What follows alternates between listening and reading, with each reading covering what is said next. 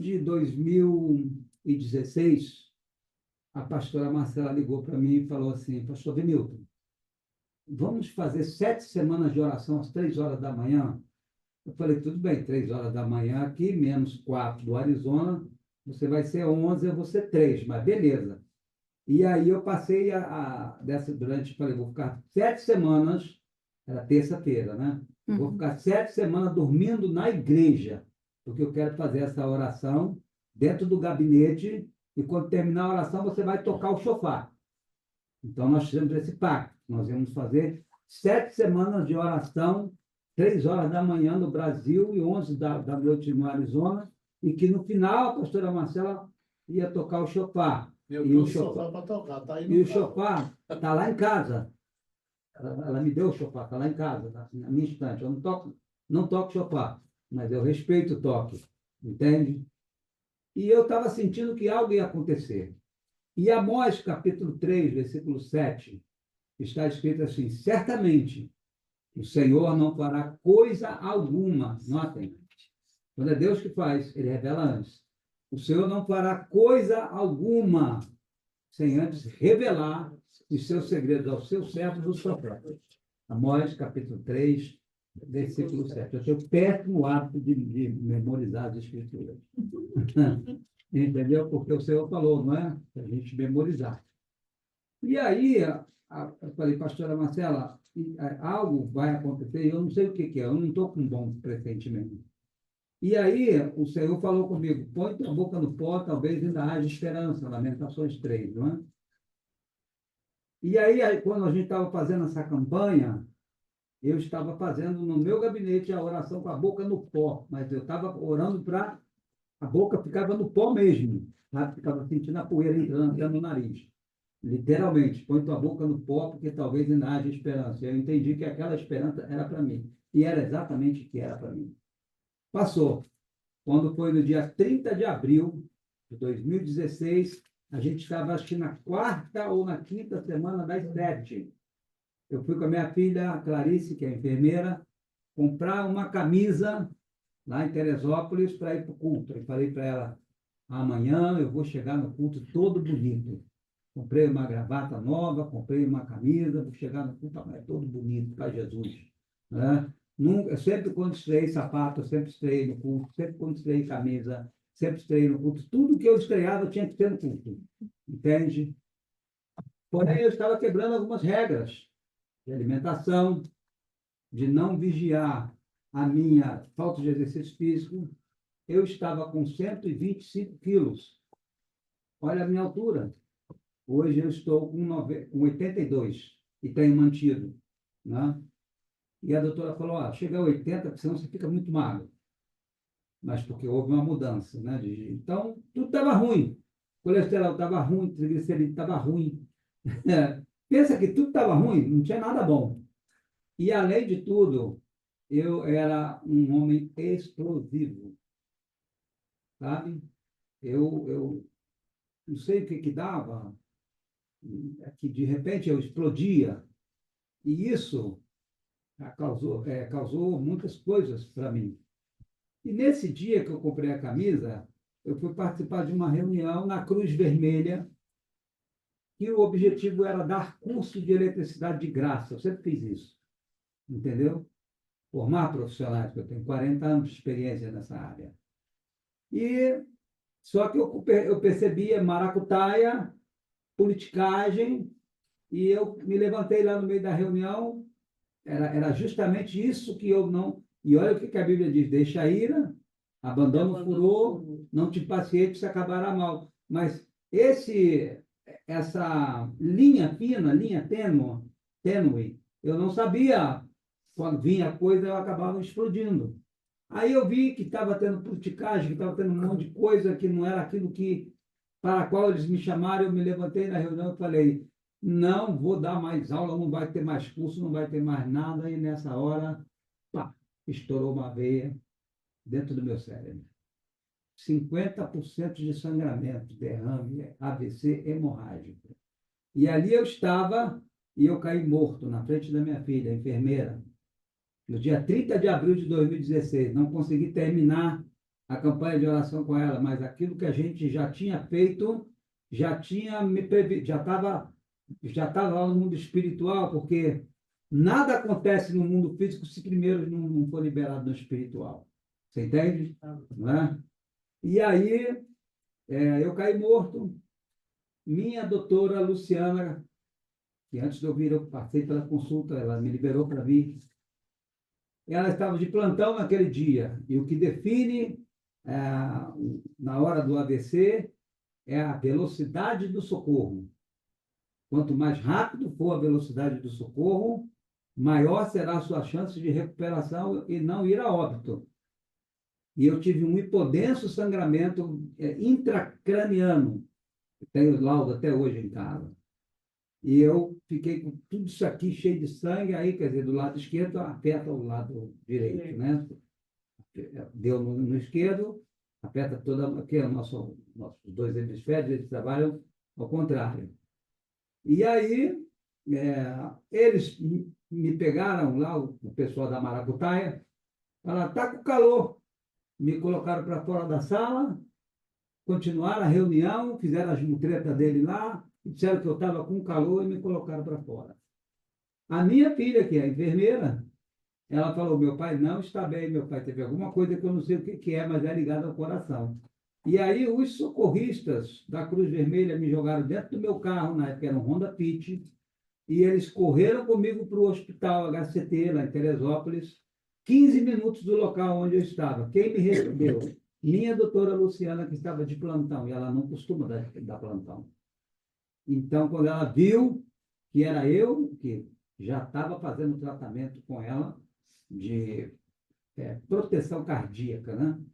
Mas toma Coca-Cola, excesso de carne, excesso de gordura, sedentarismo, tudo aquilo que potencializa problemas do coração.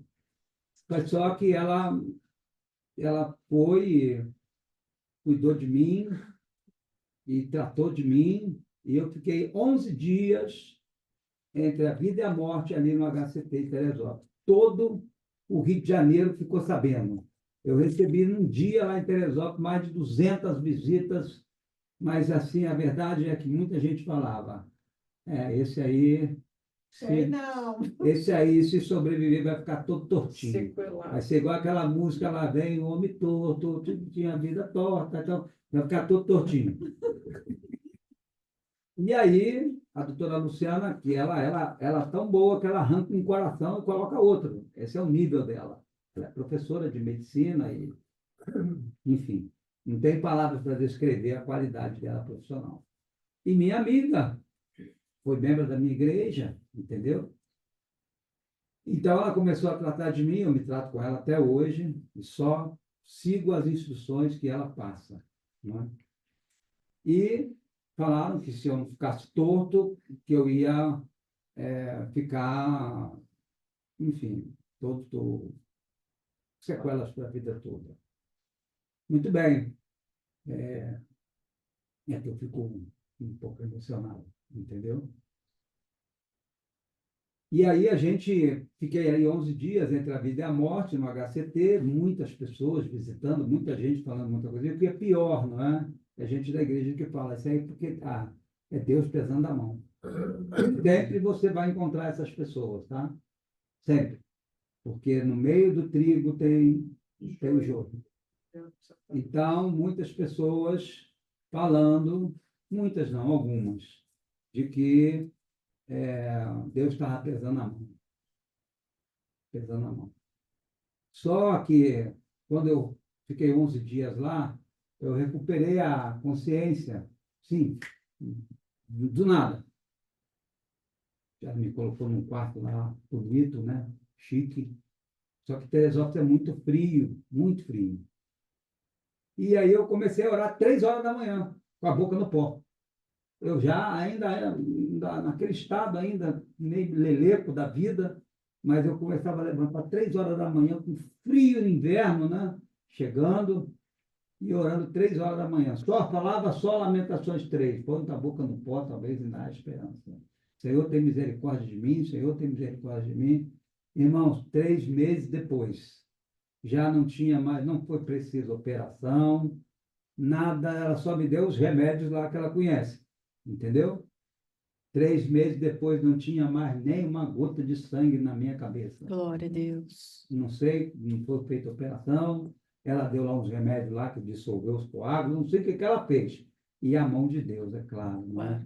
Ela reconhece, a doutora Luciana fala para todo mundo, tem depoimento dela de que a minha vida é um milagre. E nisso ficou estabelecido que todo o meu tratamento do coração para o resto da minha vida é feito por eles, pela Universidade Unipeso, de Teresópolis. E, em troca, eu tenho que ir lá uma vez por ano para dar o testemunho para os pacientes, né? Então, é meio que uma troca, não é? Bom, e assim, ela me aconselhou a não pastorear mais, aí eu entreguei a direção da igreja, e ela falou, o senhor só pode agora dar aula, pregar bem de levinho, nada de ficar pulando, correndo, igual o senhor fazia, agora o senhor tem que ser só professor. Tá bom, vou fazer exatamente conforme a senhora está falando, tá bom? E comecei a seguir as instruções, não é? Bom, esse lado direito aqui, ele é como se eu tivesse levado uma anestesia. Mas eu ando de bicicleta, eu só não corro e nem jogo bola. Mas eu ando de bicicleta, enfim, eu tenho autonomia para tudo, sabe? E, e ela continua cuidando de mim, eu seguindo todas as instruções. Antes de vir para cá, eu fui, e ela fez eletro, fez tudo que precisa, todos precisando de sangue. Ela falou, ó, a glicose está um pouquinho alta, precisa de maneirar o açúcar, e o triglicerídeo também tem que abaixar um pouco. Então, o resto está tudo bom. Nisso apareceu um problema na próstata. A próstata estava o dobro do tamanho. Eu estava pensando que era o risco, porque eu fiz um check-up antes de vir para cá. E aí fui no urologista e tal, a coisa só está faltando 2 comprimidos para tomar, e ela falou, antes de viajar, fui lá com a minha esposa, ela disse, pode ir, está liberado, pressão 12/7. Tá bom. Quando chegou o dia da viagem, que foi agora, né, dia 1º, né, pastor? Eu comecei a passar por uma série de situações. Primeiro que 2 dias antes caiu uma escada de ferro na minha cara. Eu estava no banheiro, eu não gosto de acender a luz de madrugada, entendeu? E de repente eu senti como se eu tivesse levado uma martelada na cabeça. Caiu a escada de ferro dessa altura assim, bateu aqui na minha testa. Eu vi estrela. Falei, gente, isso aí é alguma retaliação, não é possível. E foram acontecendo coisas naquela semana, entendeu? Assim, também na vida da pastora Marcela também começaram a acontecer coisas. E quando você começa a ver muita retaliação, não é? Porque nem tudo é retaliação, mas há coisas que são retaliações. Então, tem gente que tudo é o diabo. Se o copo cair no chão, foi o diabo. Não. Mas há coisas que você tem que entender que são retaliações. Então, eu comecei a sentir que estavam havendo muitas coisas, muitos impedimentos para que eu não viesse. E aí também, me comunicando com a pastora, nós começamos a orar, e quebrar, e repreender, e amarrar, né? Tudo bem, sendo que no dia da viagem, é, eu tinha feito um cartão internacional, não consegui desbloquear, entendeu? Isso já gerou um estresse muito grande. Tinha marcado com uma pessoa do Uber, porque eu não podia ir dirigindo, né? O carro tinha que ficar em casa. Aí o camarada desmarcou em cima da hora. Aí isso já é outra carga de aborrecimento. Por quê? Porque ele queria levar, mas queria cobrar a volta. Eu moro numa cidade chamada Magé, é longe do aeroporto. E aí marquei com outro motorista, ele também desmarcou. E no final, eu acabei que falei, bom, o voo é 10 horas da noite, eu vou pegar um Uber Comfort, que é o primeiro, né, mais caro, vou chegar no aeroporto 1 hora da tarde, entendeu? Mas eu também não tinha trocado dólar, de real para dólar, e tinha que fazer um monte de coisa no aeroporto. Aí falei, bom, vou fazer lá no Banco do Brasil, porque lá eu tenho conta, aí eu cheguei lá, o Banco do Brasil fechou, o terminal fechou, o aeroporto está às moscas, e eu falei, caramba, tudo foi contribuindo para que eu ficasse angustiado, e nisso a pressão foi subindo, né? Tá, Aí entrei no avião, o avião não tinha um lugar vago. Todas as cadeiras da American Airlines cheias. Desde a primeira classe, executiva, a econômica, tudo cheio. Tudo cheio.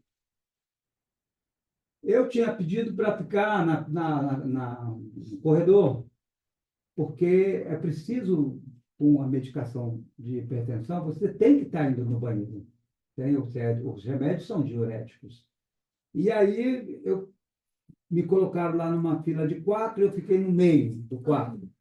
Aí a pessoa que estava do lado estava cheia de mochila, umas 4 mochilas no pé, e o outro para lá também cheio, todo mundo dormindo. Eu não fui chamar um, ele fez a maior grosseria comigo, não queria levantar, e eu quase que não consegui ir no banheiro durante as 9 horas quase de viagem.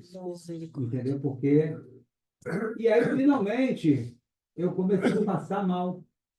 Já faltava 1 hora para pousar em Miami. Comecei a ficar tonto, comecei a passar mal. Eu falei, caramba, eu comecei a sentir os mesmos sintomas do AVC. Aí eu já fiquei mais atribulado, por causa que eu comecei, eu sabia o que eu estava sentindo, não é? Aí eu acordei a menina que estava do meu lado, uma carioca, uma mocinha, né?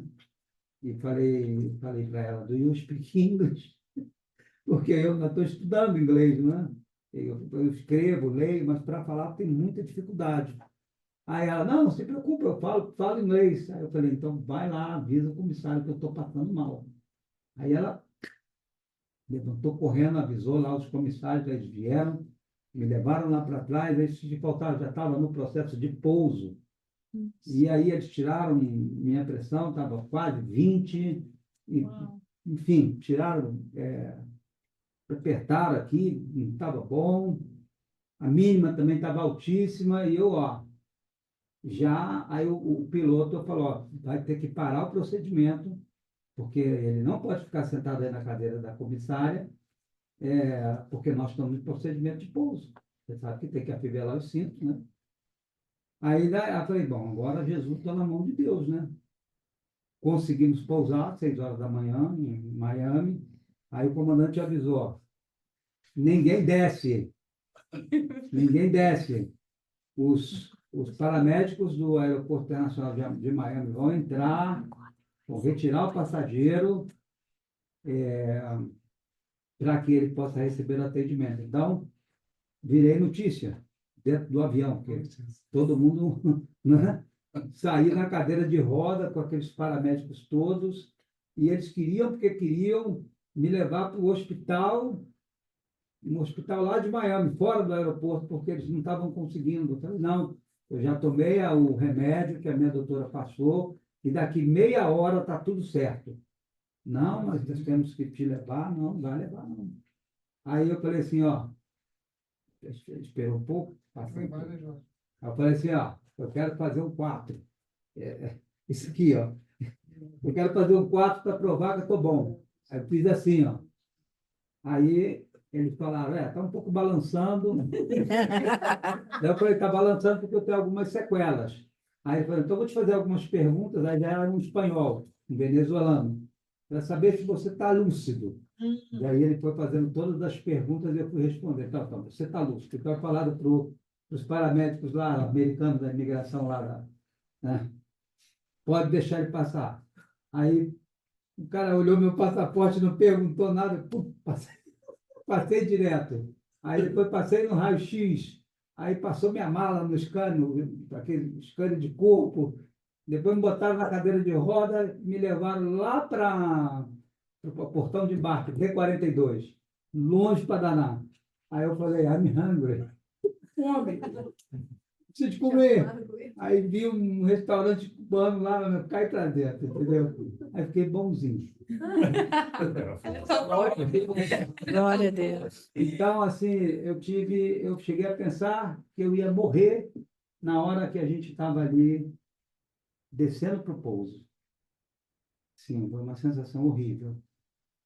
Mas Deus deu, assim, esse livramento e nós estamos aqui, sabemos que temos algo para fazer aqui. Amém. E que essa minha vinda juntamente com a pastora Marcela, seja algo marcante para os nossos corações. Então, graças a Deus, que tudo deu certo e o Senhor me guardou mais uma vez. Estou bastante animado e feliz e quero aqui passar para as mãos da pastora Marcela este livro.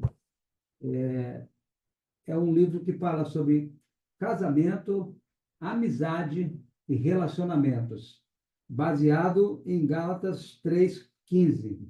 Uma aliança, uma amizade, uma aliança, um voto, um casamento. Uma vez selado, uma vez firmado, ninguém pode revogar. Se você fizer um voto na presença de Deus, você não pode revogar, porque Deus sempre sela uma aliança que é selada aqui na terra. Então, eu escrevi esse livro, ele é um dos meus best-sellers. Ele só perde para o domínio próprio. Então, renovando aqui a minha aliança com você, porque você é minha amiga, minha irmã do coração. Glória a Deus. Entendeu? Você sabe disso, do amor, do respeito que eu tenho por você, pela sua família, assim como vocês têm por mim. E eu queria deixar esse livro, depois eu vou fazer a dedicatória.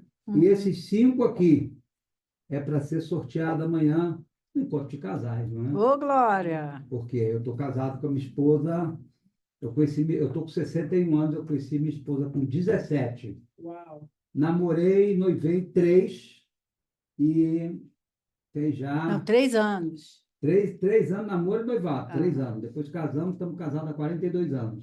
Sendo que em 42 anos nós temos 3 certidões com a mesma mulher. Uma de casado, uma de separado, de desquitado e outra de reconciliado.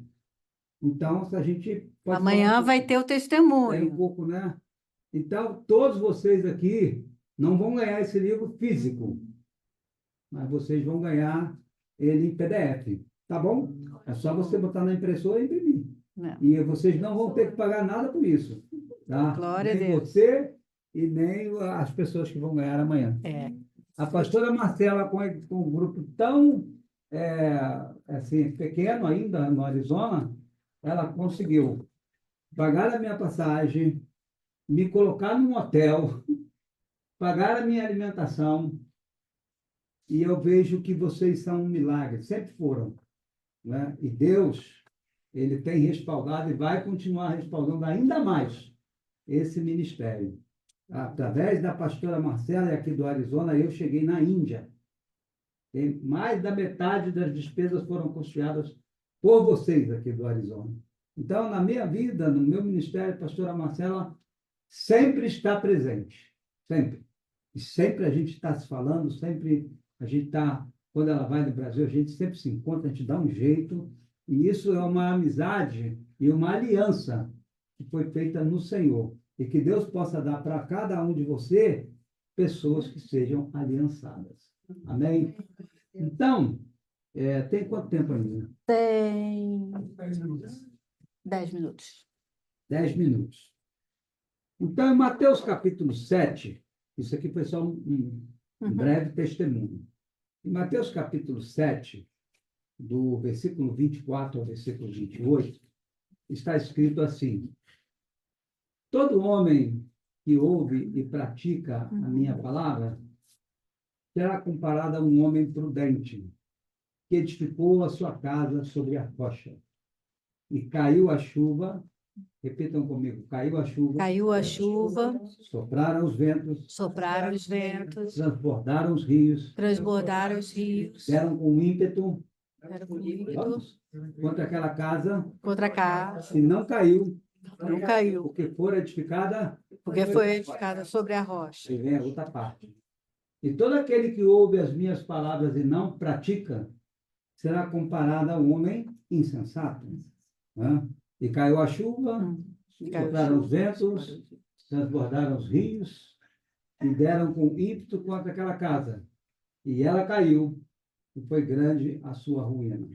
Então, a minha proposta, depois de dar esse breve testemunho e citar esse texto, e nem era isso que eu falei para a pastora Marcela, que eu ia pregar hoje. Mas quando eu estava ali com a boca no pó, Deus deu outro comando. Né? A minha proposta é que você e eu tenhamos este propósito, de sermos o homem sensato e a mulher sensata, que tem a sua vida edificada sobre a rocha. E vida edificada é vida de oração e é vida na palavra. Amém? Amém. Vida edificada sobre a rocha é vida de oração, é vida na palavra, é vida de louvor, de adoração, e é isso que Deus quer de cada um de nós. Porque toda pessoa que não está com a vida firmada na rocha, Jesus é a nossa rocha, né? E estar com a vida edificada sobre a rocha é estar com a vida firmada na palavra, ler a palavra, memorizar a palavra, mas antes de tudo, praticar a palavra, procurar colocar a palavra em prática da sua vida. Em Esdras capítulo 7, versículo 10, está escrito que Esdras tinha uma tríplice motivação no coração dele. A primeira motivação do coração de Esdras era conhecer a palavra. Nós precisamos conhecer a palavra. Repita, eu preciso. Eu preciso. Repita, Eu preciso conhecer a palavra. conhecer a palavra. Porque se você não conhece a palavra, você pode ser enganado. Verdade. Né? Então, a motivação de Esdras 7:10 era conhecer a palavra, era praticar a palavra, porque quem conhece e não pratica é fariseu. Mas a terceira motivação dele era ensinar a palavra. Posso te fazer uma pergunta pessoal, sim ou não? Sim. Sim ou não? Sim. Você está preparado para ensinar a palavra? Amém. Amém. Você está preparado para receber uma testemunha de Jeová na sua casa Amém. e confrontar essa pessoa dentro da palavra? Amém. Então, olha, conhecer a palavra, praticar a palavra, base, seu base. Porque se você conhece e não pratica, você é fariseu. E essa era a grande característica dos fariseus de Mateus 23. Jesus os chamou de serpente, cada título lindo, serpente, raça de víbora, sepulcro caiado, o que de mais bonito que Jesus falou com eles? Mateus 23. Porque eles eram falsos mestres, eles conheciam tudo, mas nem com o dedinho eles tocavam. Então, Jesus falou todas aquelas coisas bonitas lá para eles de Mateus 23. Serpente, raça de víbora, sepulcro caiado e por aí vai. Então, conhecer a palavra, praticar a palavra e ensinar a palavra, fazer discípulos. Pastora Marcela, ela é minha discípula, porque ela deu os primeiros passos na fé comigo, mas ela sempre, quando ela tem qualquer dúvida, ela me pergunta, ela me liga, e eu também não tenho nenhuma dificuldade de pedir oração, de pedir conselho, de conversar com ela, porque eu reconheço o ministério e o chamado dela. Amém? Amém. Então, seja uma pessoa com a vida edificada sobre a rocha. E, por último, nós precisamos uns dos outros. Fala para o seu irmão aí, eu preciso de você. É uma musiquinha das crianças que diz assim, eu preciso de você, você precisa de mim. Nós precisamos de Cristo até o fim. Então, nós precisamos estar ligados um ao outro. Eclesiastes capítulo 4, está escrito assim, a partir do versículo 9. Melhor é serem dois do que um. Porque se um cair, o outro levanta. Né? Também, se dois dormirem juntos, essa é a melhor parte, né? Eles se aquentarão. Né? Mas um só, como se aquentará? Se alguém quiser prevalecer contra os dois lhe resistirão. O cordão de 3 dobras não se rebenta com facilidade.